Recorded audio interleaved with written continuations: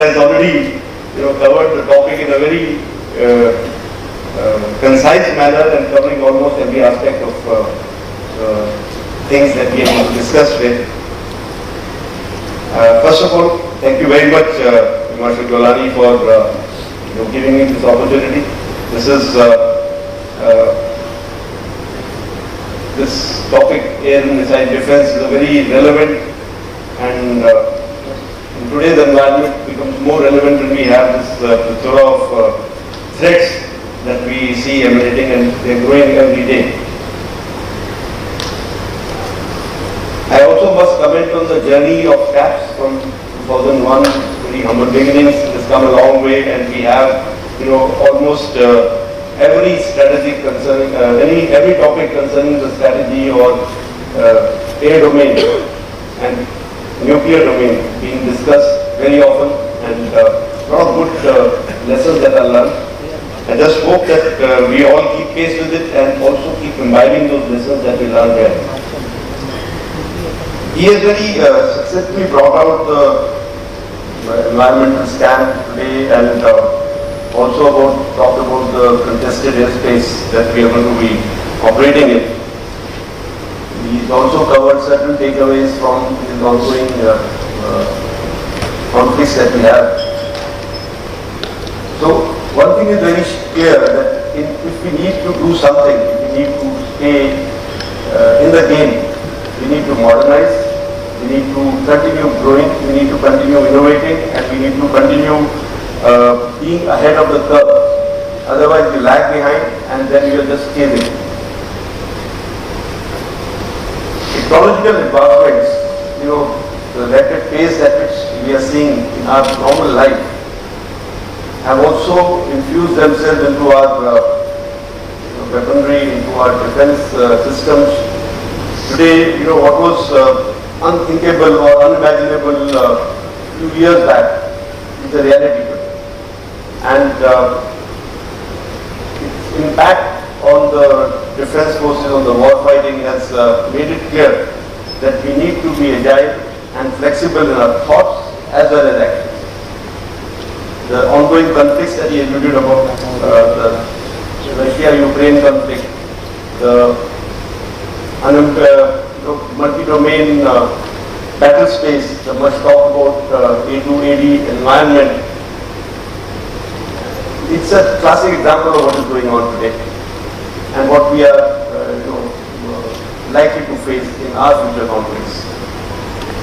It has also, this conflict has also demonstrated integration of multiple forces in domains of air, land, sea, cyber, information, space, and how they are united to achieve the goal.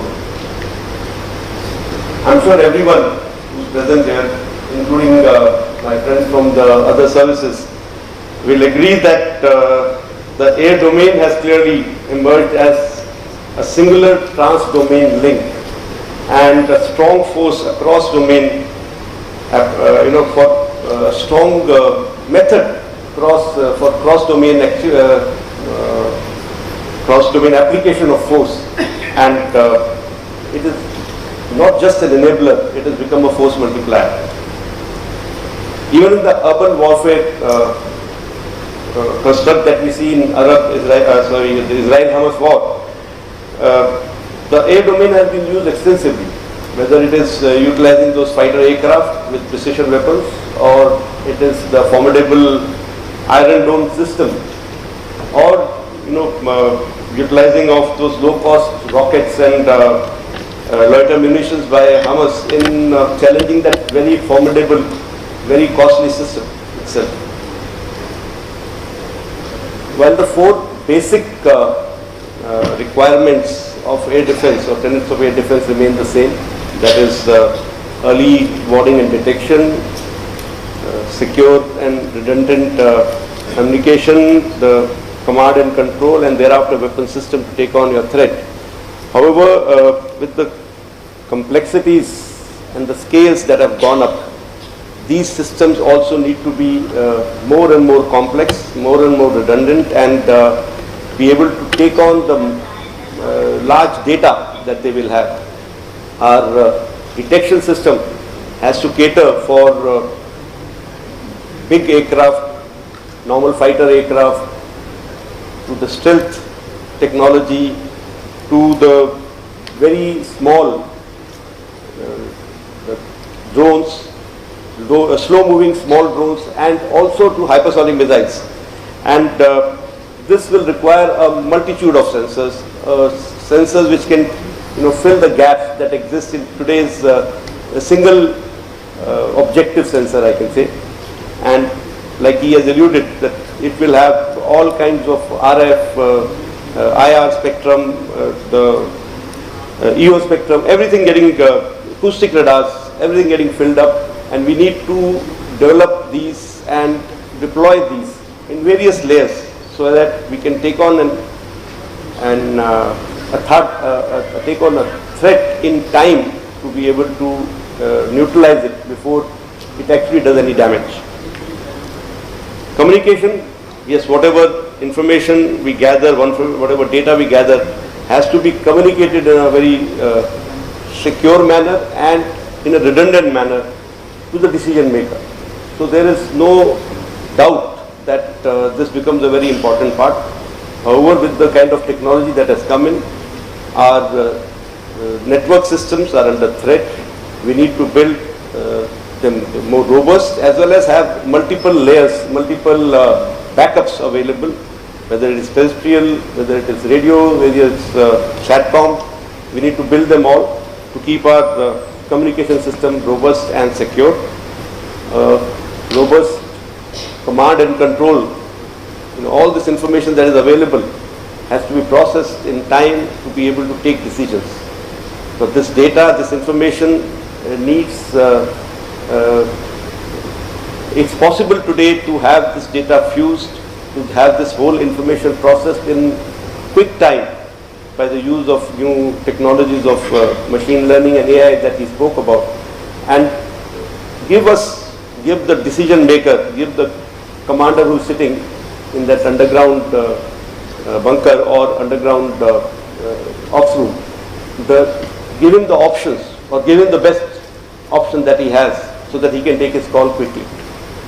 And of course, the weapon systems to take care of all the multitude of threats that I talked about, whether it is a fighter aircraft, high-speed missiles, the hypersonics, whether it's low-speed, low RCS drones, everything has to be engaged, and we have to once again have a multitude of weapon systems, right from fighter aircraft, long-range SAMs to SHORADs and close-in weapon systems that he talked about. We all understand that we as a nation face a large number of challenges today. It's right from, like I already just said, it is from the conventional, which is, conventional challenges which are also increasingly becoming more and more aggressive, and also an orthodox application of force in the air domain with using this subconventional weapons that we spoke about. So it's in this highly dense battle space, we need to put in place plans to have optimal utilization of whatever resources we have, and at the same time optimal and also innovative utilization. And at the same time we need to make sure that we are innovating, we are improving our system by going through upgrades or by going through procurements, whatever is possible. We are putting things in place so that we understand where we are going and whether we are able to match the challenges that are in the future.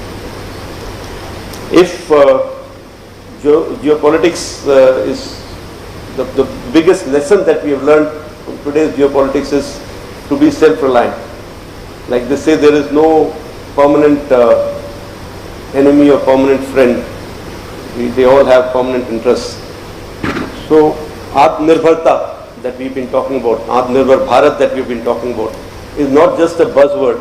It is something that we need to put our heart and soul into, and make sure that these technologies that we are talking about, the weapons that we are talking about of the future are all developed and manufactured in India, so that we are not relying on an outside agency who could change its alliance, who could stop the flow of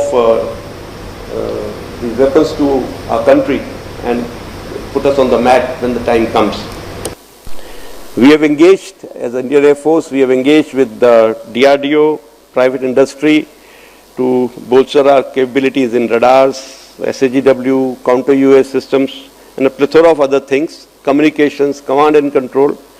We already have a very robust and redundant air defense network, and impetus is being given to the new technologies in the field of directed energy and close-in weapon systems, modernizing our aerial platforms, modernizing our surface-to-air weapon systems, and we have at the moment ongoing contracts of almost 1,000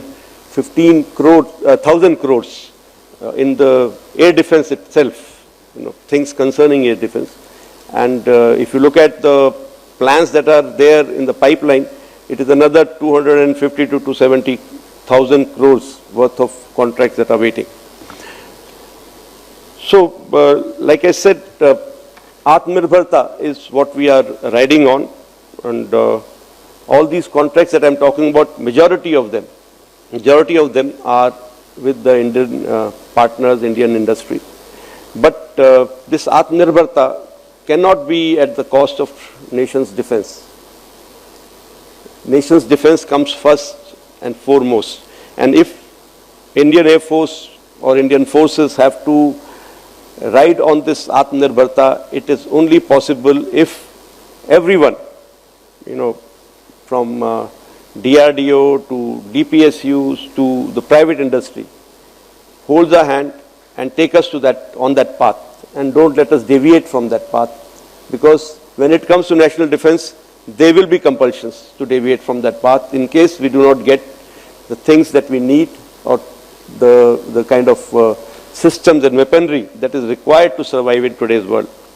So my humble request to each one of us here, including we in uniform, that let's find a system, put a system in place where we are helping each other out in achieving the overall goal, which are our goals. It is not anybody else's, it's not yours or mine. These goals have to be treated like our goals. If we have to defend the nation, it is everybody's job. It is not just the job of a person in uniform. So whether you are in DRDO doing the innovative technologies or innovative solutions that you are thinking of conceiving, or you are in defense PSUs or private industry who are implementing those innovative technologies or solutions in the form of a product, we all have to work in unison. We all have to work at a much, much faster pace. The rate at which we are getting our equipment at the moment is too low. And if we don't increase that rate, so along with these R&D agencies who are looking at new technologies and new systems to develop, the industry has to be ready to absorb the technology. Industry has to build the capability and capacity both, so that when we look at our adversaries, the rate at which they are growing, the rate at which they are imbibing these technologies and still growing in numbers, we have a long gap to catch up with, and this gap is widening further.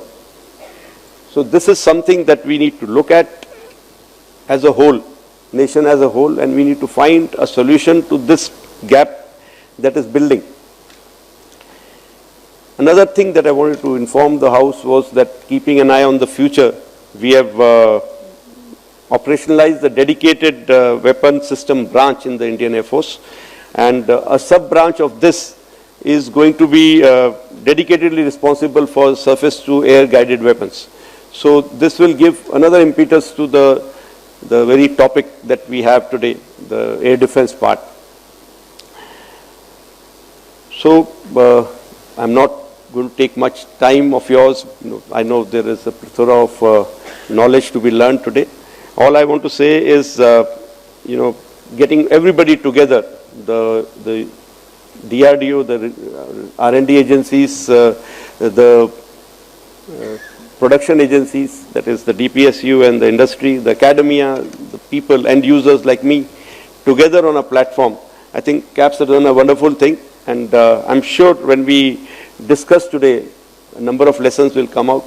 Let's capture, some 2 or 3 good lessons out of it, and then make sure that we pursue those till they are fructifying. My compliments once again to CAPS for arranging this, and I wish all the very best to everyone who's going to speak today and discuss today. Thank you very much.